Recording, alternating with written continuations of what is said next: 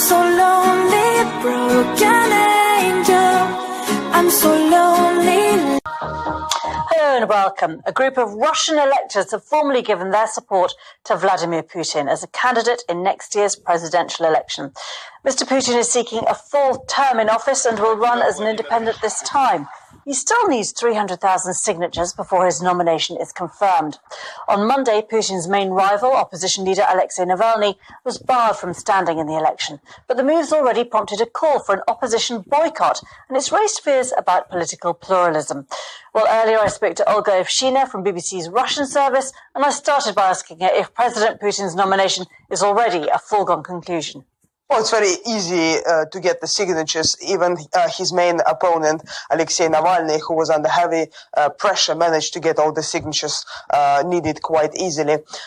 Almost no one doubts that Putin is going to win. What is interesting that for the Kremlin, it's very important. The turnout is very important, and also the amount of people who are going to vote for Mr. Putin, because the Kremlin sees these elections as a vote of confidence for Mr. Putin and for his policy. That's why they do want the turnout to be very high, and calls for boycott by Alexei Navalny make it very hard for them to achieve the desired goal. And is it at all possible to work out how much support there could be for any kind of boycott? It's really hard. First of all, Mr. Navalny doesn't have access for state media, which is still the main source of information for most of the Russians, so he doesn't have access to state TV. And it's very hard for him and his supporters to spread the message they want. On the other hand, they do have a network of supporters in most of Russian cities.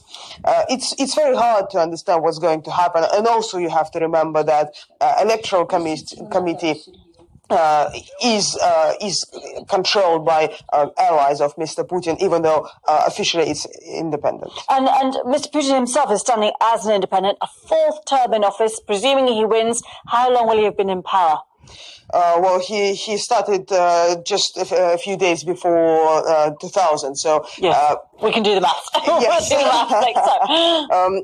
What is interesting that he's running as an independent candidate and not as not from the United Russia ruling party, which shows that he wants to distance himself a little bit from the party, which doesn't have a wide support of the population because Russia faces economic difficulties. And there are a few other candidates. Are they, real, genuine candidates, or is are they there really to make it, feel as though there is a choice?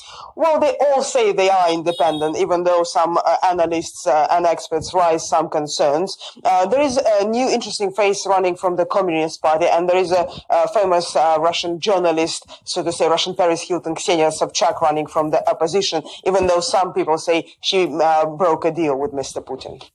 Olga, I'm so lonely, broken angel. I'm so